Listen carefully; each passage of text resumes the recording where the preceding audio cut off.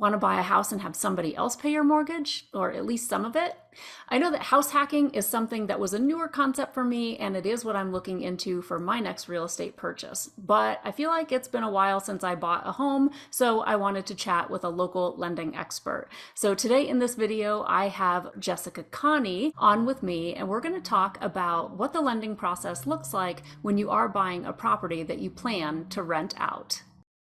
Hey there, thanks so much for joining today. I am super excited to do another guest interview. Today I have Jessica Connie on with me, and let me first tell a quick story about how we met.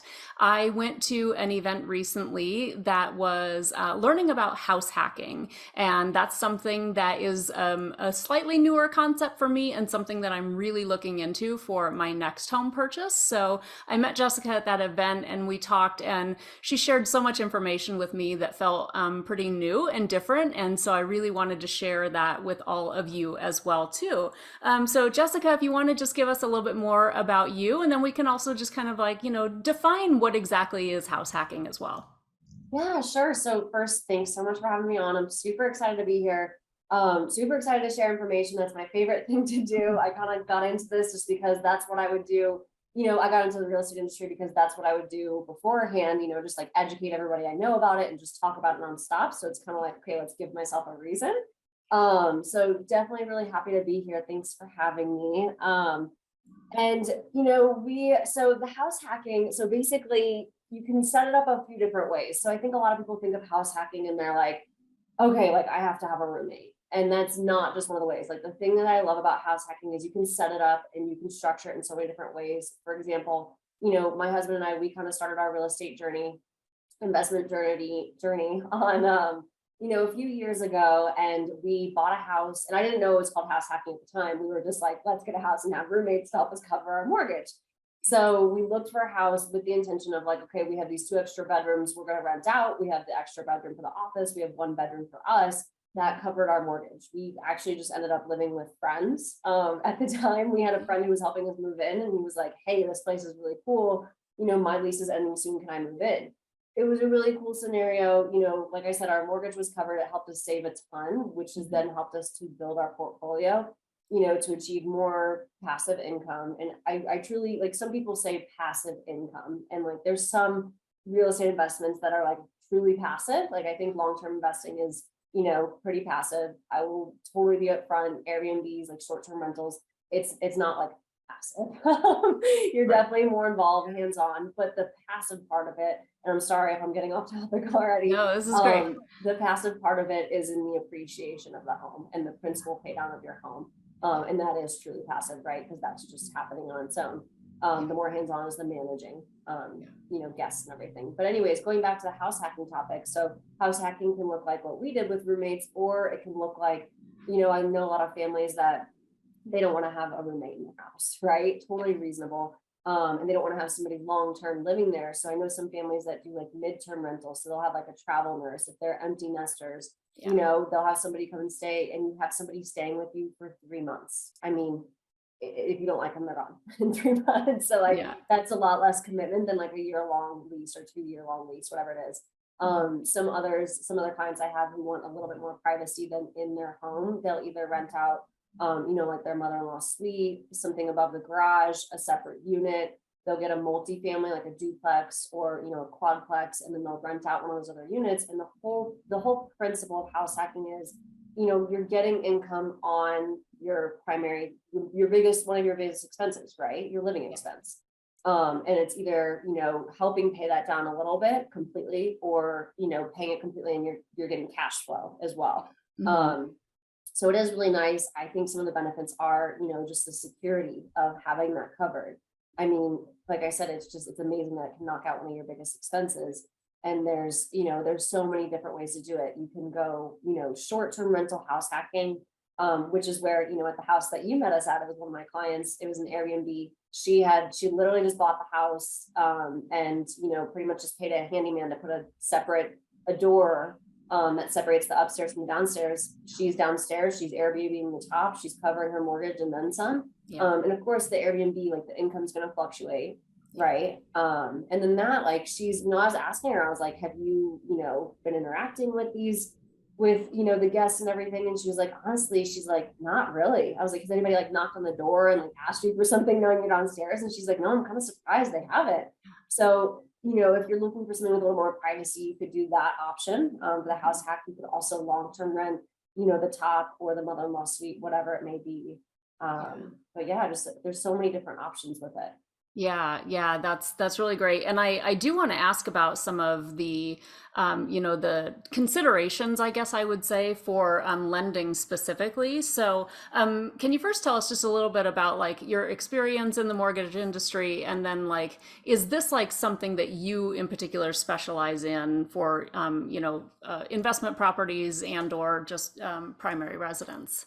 Yeah, definitely. So my experience with this, so I definitely do specialize in this. I think that, if you are looking to invest in something, whether it's a house hack, real estate investing, whatever it is, I think you should work with somebody who's, specializing in this. And the reason I say that is because, you kind of, I think you should have somebody who has the experience personally Yeah. and also specialized in it. So, Hmm. right? Because like Yeah. I specialize in this. I mean, there's so many different guidelines and they change all the time. And I'm such a nerd and I told you, like, I have to write everything down. I also have to mark everything up. Like every book I own has so many markups. I Right. print out the guidelines and I highlight them and I memorize them and I read them and knowing fully well that these are always going to change. Yeah. For example, like Freddie Mac, one of the conventional, investors for, Mhm. for financing, they'll qualify income off an ADU, and that's just as of this year. So that's Okay, something that, hold on. I'm going to yeah, slow you down on that one yeah, really quick sorry. here. Okay, so we're going to start by saying that ADU is an accessory dwelling unit, right? So we won't go into defining that too much more than that. But say what you said again about Freddie Mac and what their consideration is there. Yeah, so now as of this year, they're allowing you to qualify rental income on Okay. an ADU. So say, and this is not something for first-time home buyers. Okay. But for example, like I have a client right now, she's a first-time home buyer. Her mom is co-signing, so Mhm. technically she's no longer a first-time home buyer. So should she find a property with an ADU, an accessory dwelling unit, Yeah. that she's anticipating getting rent on, she can qualify the income on that Hmm. to then offset her debt to income ratio if Okay. that's a barrier. Yeah. So it's Yeah, just so kind of a that's neat. and so who runs the numbers on that to project what that potential rental income would look like that you're able to use in that qualifying process? Yeah, that's a really good question. So it's an appraisal, it's a specific appraisal form. So the appraiser essentially says, they look at comps for rentals just like they do for sales of a house. Yeah. And they say this is what fair market rent is Hmm. for this property. Okay, that's very Yeah. cool. Yeah. If you were getting a property that already has, rentals in place, Yeah. they could go off the lease of that. We basically just need to ask, the exception from underwriting for them to be able to do that. Yeah, gotcha. And I think that I did hear you say before too that you don't actually with the ADU, you don't have to have a lease in place already, right? Because they're just You going to be don't. looking at it's almost like comps in the market when you're just buying or selling a house, right? Yeah, exactly. Yeah. And you don't need a lease in place. Yep. Yeah, that's perfect. I love it. Yeah. Okay, so I think one of the things that I wanted to ask you really is how does lending differ from just getting a primary residence that you don't intend to, do any house hacking or renting on, versus, specifically buying like an investment property? Sure. So first, when you're buying a house and you intend to house hack it, that's not going to make a difference in, that's something I don't even need to know that as a Yeah, lender. gotcha. You could just come to me and tell me, hey, I'm getting my primary. Yeah. If it's something like what we just talked about where you do want to qualify the rental income, then yeah, you have to do that. So Yeah. primary versus investment property. So for a primary, you're going to get, the best terms, the best rates. I mean, Yeah. the lowest rates if it's your Okay. primary. You have the ability to put minimum down. So as a first time home buyer, it's 3%.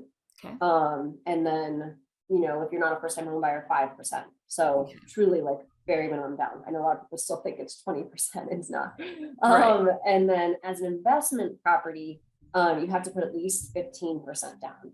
You Okay. really don't see an improvement in rates until you get to, like the 20, 25% down at least, but Hmm. that's where, the differences are there. Yeah. There's a couple of different like nuances and guidelines, of course, versus with investment properties versus just buying as your house. Yeah. For example, investment properties, you're not allowed to receive as much of a concession.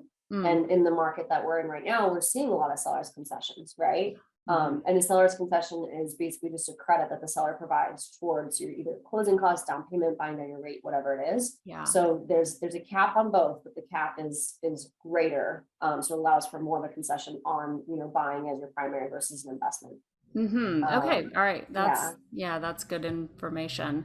Okay. So yeah, one of the things I knew that I wanted to ask you about was whether or not the intent to house hack has any bearing on the loan. So it kind of sounds like if it's your primary residence, not necessarily, but you did talk about being able to also, look at projected potential income. So let me ask you this. If I am, so let's just take, let's maybe take two examples if we can. And I'm just throwing this at you. I didn't prep you for this at all. So Yeah, you're okay. for the listeners, the event that I went to that we met at, it was like a ranch style house that had a full basement, right? So the homeowner was living in the basement and then Airbnb-ing the entire top floor, which is kitchen, living room, 3 bedroom, and I think 2 bath. So if I am looking to buy that, in the lending process, then would you be able to look at the potential rental income in that scenario? Or does it have to be something more like, here's the home, that's my primary residence, and I have this mother-in-law, unit in the backyard, the ADU that you're going to rent out. Does it matter like what the actual situation of the property is? It does. Because in order for it to be considered an ADU, it has to have, certain features. For example, a separate entrance. It has to have a kitchen, it has to have a bathroom. Yeah. And so those are some of the things that you have to look for. So for hers, technically, she didn't have the separate entrance to start, right? Because she put that door in there, so that technically made it separate. And so that's something that, that we kind of have to look at. If basically what it comes down to is this an ADU or not? Gotcha. And that's, I'm trying to I have so many guidelines like going through my head. I'm trying to make it as simple as I can without like going off on a tangent on each one. I think I'm going to leave it at that because I think that's going to keep it most simple. If you have specific scenarios, come to me. Basically what it comes down to is that an ADU? The mother-in-law suite, that's going to be probably easier because there's going to be a kitchen in there, there's going to be the bathroom, the separate entrance, all of that. With it being in your house, the upstairs, downstairs, it'll make it a little bit trickier. It doesn't mean it's impossible, but we just have to, kind of make sure we're meeting each of the requirements of that investor.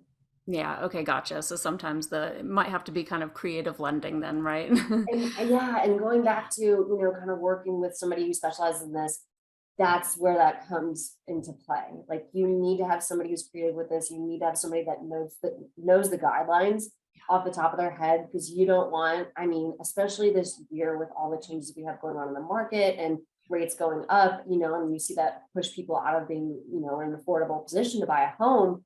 We've had some deals fall into our laps that unfortunately the lender they were working with did not do their diligence up front, and it was not a good deal. It was not a good deal. They gave a letter when they shouldn't have, a lender letter when they shouldn't have, and the lender letter just basically says like, hey, you're good to go on the financing, we're fine. And so, looking at an investment property, like you have your earnest money on the line, you're going through the process, you're paying for inspection, you're paying for appraisal. Right. So the client, like whoever I work with, I'm acting in their best interest. I would never want to tell somebody they're qualified if they're not. Yeah. And so you have to make sure you are looking at every single guideline, and you need to know that. And there shouldn't be in lending, there's a lot of gotchas. You don't want to fall into a trap of gotchas, down the line of financing and find out it doesn't work, because that's just not a good experience for the buyer. And I wouldn't want that for anybody. So yeah. Yeah. Okay. And I'm already feeling like, I feel like we could probably go off on so many different tangents about the home buying process too. So I may just end up linking to some articles or other resources that you may have about, like even the difference between like pre-approval versus like pre-qualify. And, there's just like, there's a lot of terminology when it comes to home buying as well. So I have a couple other questions that I want to ask also. We can kind of talk high level about rentals, but then we can also look at, taxes, leverage, where to come up with your down payment, Yeah. and all that too. But one of the things that you told me that I've only bought and sold one home. I bought that home, I don't even know, 19 years ago. I sold it 2 years ago, almost 3 years ago. And I didn't realize this until we were speaking, that after a certain time frame, I would qualify as a first time home buyer again. So Yeah. that was news to me. So can you elaborate on that a little bit? Yeah. So gosh, I love it. I love somebody to say like that is news to me because I'm just like, that is my goal, is just to share as much information as I can. So yeah, so as a first time home buyer, if you can be a first time home buyer, even if you've owned in the past, you just couldn't have owned a property in the past 3 years. Yeah. Okay. So Got it. straightforward. Perfect. I won't go on a crazy tangent on that one. Right. Okay. One of the things that we had talked about in sort of preparation for this too was coming up with a down payment, right? Because that's something that can be kind of, whether it's 3% or 20%. I mean, there's a big chunk of change. So what kind of information would you like to, put out there as far as like different, maybe creative ways that you can come up with that down payment? Yeah, so with the down payment, so there's 21 different down payment assistance programs in Colorado. Mm-hmm. I'm certified with every single one of them. It's my job to kind of, just because I've had clients ask me this, do I go apply for that and then apply for yours and this and that? And my answer is that I look at all of them because I can see the rates of each one. I can see which one makes most sense. I can see, for down payment assistance without getting into, too many specifics. Some of the programs allow you forgiveness after a certain number of years you've lived in the home. Some of them you have to pay back when you sell the home or if you move out of the home.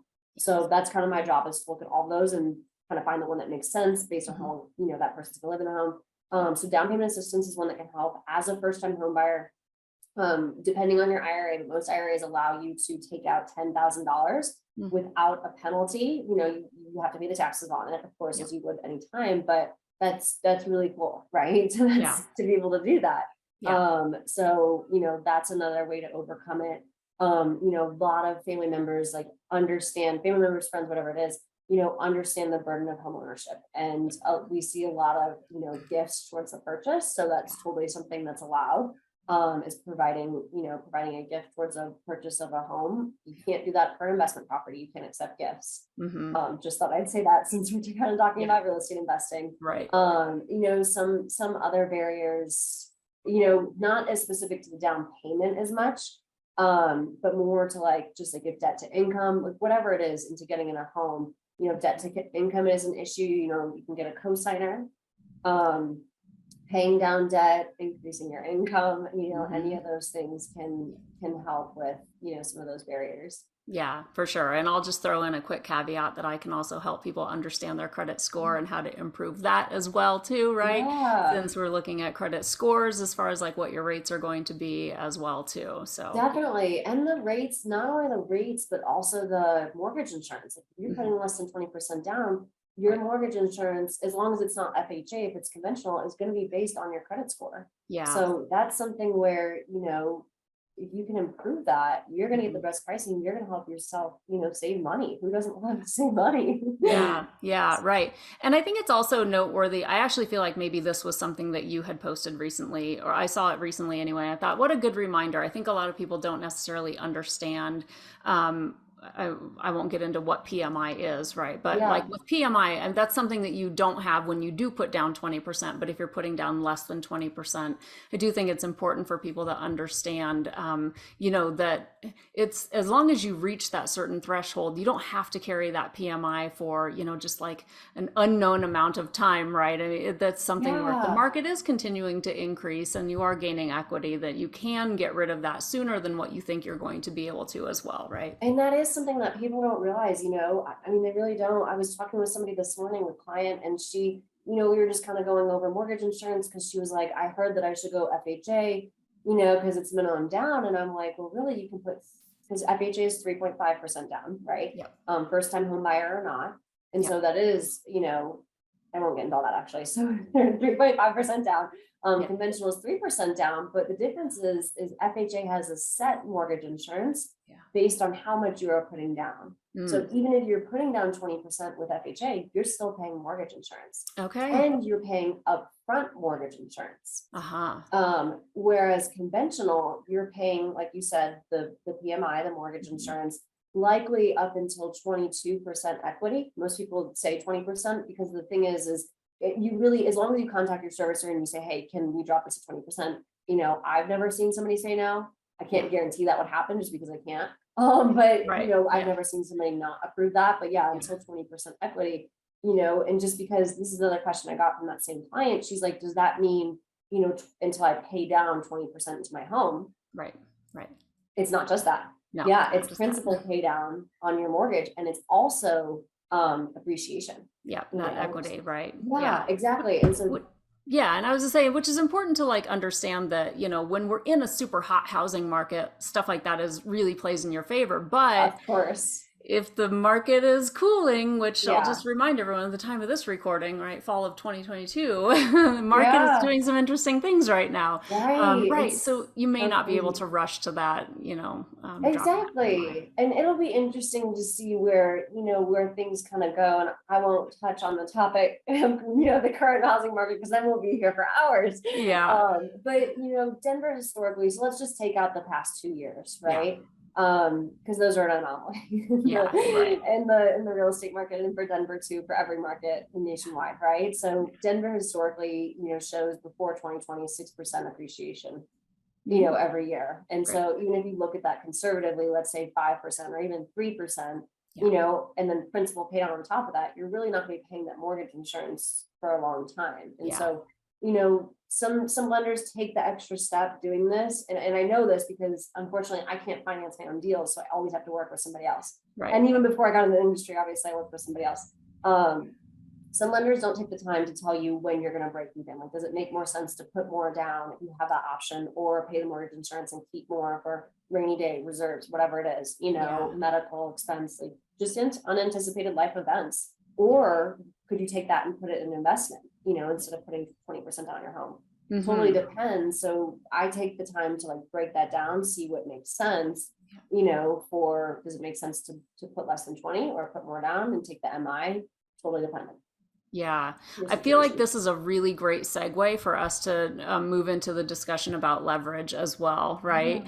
As far as, you know, just, you know, keeping your money invested versus putting down a lower down payment, you know, because I know I was telling you I'm pretty debt averse. So there's parts of me where I'm like, I want to put down as much as possible. You know, I just basically don't want to have a mortgage. So yeah, I get it. But yeah, I mean, let's talk about leverage. I mean, what kind of tips do you have that you want to share with folks? Yeah, so leverage is basically you're using other people's money. So hi, lender, me, use my money to, you know, to increase your return. Yeah. Okay, so an example, I love examples. So an example is, you know, say the stock market returns 7%.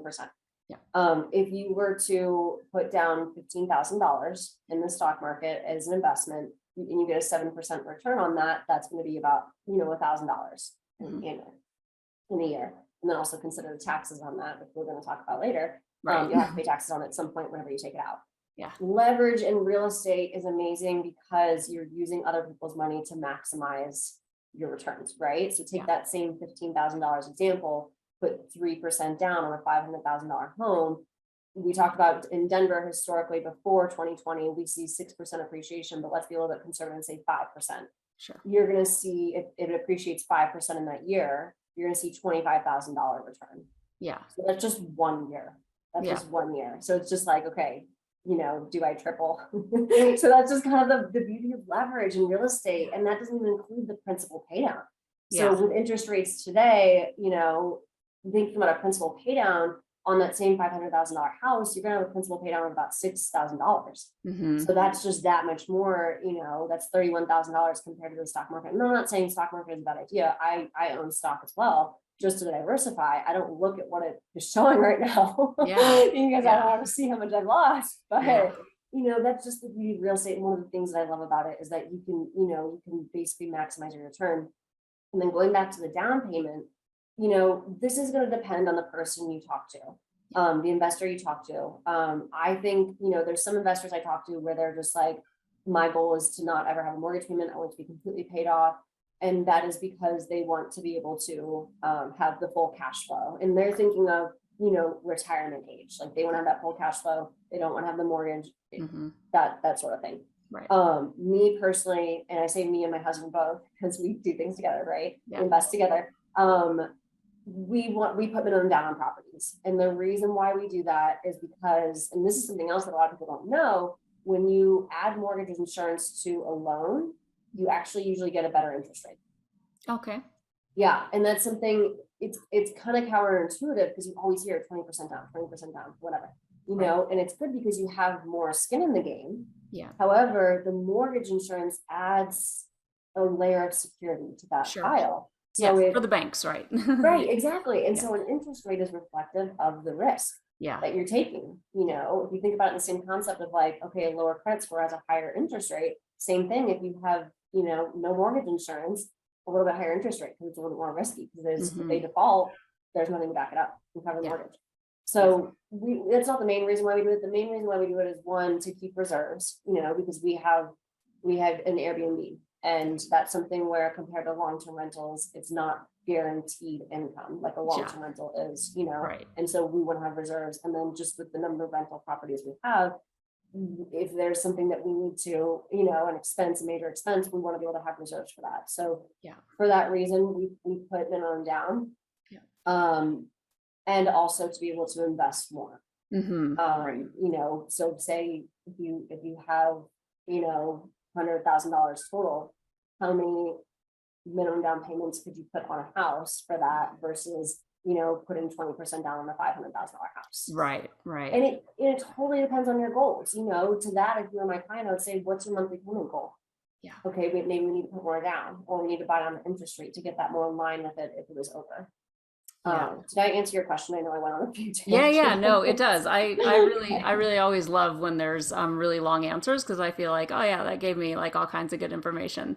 Okay, so I know that we also wanted to talk about tax benefits, and I always, like to just put disclaimers on because I'm not a CPA, so I always say check with your own tax provider for, individualized information. But I know that you had mentioned that you wanted to talk a little bit about tax benefits too, and I feel like, in addition to what I would like for you to speak to is, when you are looking at renting out like a percentage or a portion of your home, like there's additional tax write-offs that you can generally take with that too. Again, consult a tax pro, but give us a little bit of information that you have about tax benefits as well. Yeah. So one of my other, favorite things about real estate, and I think it's so unique, and also my disclaimer, yes, this is for information purposes only, and consult your tax advisor.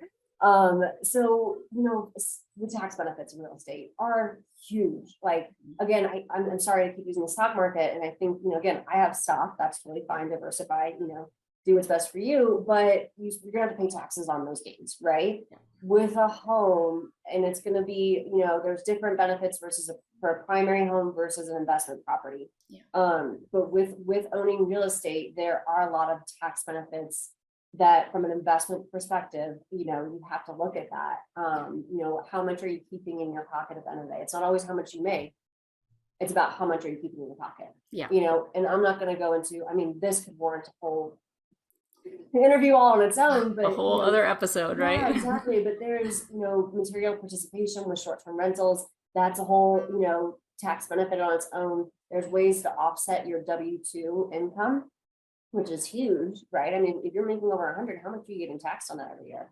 So to be able to shelter some of that is a big deal. But going back to, so if you have a primary, there's one of my favorite tax benefits, the 2 out of 5 year rule. Basically, if you live in your primary for 2 out of the last 5 years and you sell that house and you're a single, you don't have to pay taxes on $250,000 of gains. Like, that's crazy. Yeah, that's crazy. If you're filing jointly, that doubles. So you don't have to pay taxes on $500,000. You don't have to pay taxes on $500,000. That's crazy. Like, what other investment can you say that's the case? Right. Yeah. So one of my favorite rules right there. Another one, just drawing on equity tax free. Mm. Doing cash out refis, that sort of thing. Some investors say never sell. And I do think, the thing is real estate's always going to go up. It's a finite resource, it will, hold me to it. Come back to me in 50 years. But, Yeah. so, if you want to hold on to that real estate, that you have, that property that you own, and you want to sell it to access those gains, cash out refi, draw on that tax free, Mhm. and then if you have an investment property, you have the opportunity, and again, consult your tax advisor, but to write off certain deductions. So depreciation. So depreciation is a huge one. Basically, it accounts for the natural, it's a non-cash expense. Yeah. That accounts for the natural deterioration of a property. Yeah. And so, over its 27 and a half years, if I'm remembering correctly, so on like a $500,000 property, and I keep going back to that number because that's kind of the average, starter home in Denver, Mhm. is about $18,000. Yeah. So that's a pretty big non-cash expense that you can take, Yeah. Right. to offset the income that you're generating on that investment property. Mhm. Mortgage interest almost every single year, it changes every year with the IRS, but almost every single year is tax deductible. Local and state property taxes, just any expenses that you incur, that would be typical tax write-offs for a business, Yeah. for real estate, you can qualify those. Yeah. So that's huge. Yeah. So the long and short of it really there, what I'm hearing is that, if you've already got your own primary residence, that there's tax benefits to being a homeowner. There's, a lot of things that you can write off and or deduct. But if you're also using a portion or, let's just say a portion, if we're talking about house hacking, right, a portion of it for an investment income as well, you're basically saying that there's increased amounts of benefits on your taxes as far as write-offs and deductions. There are benefits. And when it comes to your primary, that is something that, you're truly, not as just a disclaimer, you're truly going to have to consult your tax advisor on Sure. that. Yeah. Just because that's going to get a little bit more like, fine line. Yeah. So, definitely that's a good conversation to have when you're preparing for your taxes. Yeah, yeah, for sure. Okay, good. So much good information. I'm trying to think if I covered everything. I think the only thing that I guess I maybe wanted to highlight, and I feel like we've talked about some of this too, but as a mortgage lender, can you just give us maybe, a couple of like key points that you would be looking at? What kind of things are you looking for when qualifying that loan? With the buyer, the main things we look at are assets, Yeah. credit, and then Yeah. income. Those are really the main things. Yeah. It's okay if if you don't have one of those, not you don't have one of those three, you need one of those three, but if one of those three is not the strongest, that's fine, but the other two should be strong. Yeah. You can't really, it's very, very hard anymore and it's a good thing. This is why we have some of the healthiest mortgages in our country that we've ever seen. Yeah. It's hard anymore to qualify if you have all three of those, putting minimum down, barely qualifying credit, and then not a ton of assets or reserves. Yeah. And then the income, sorry.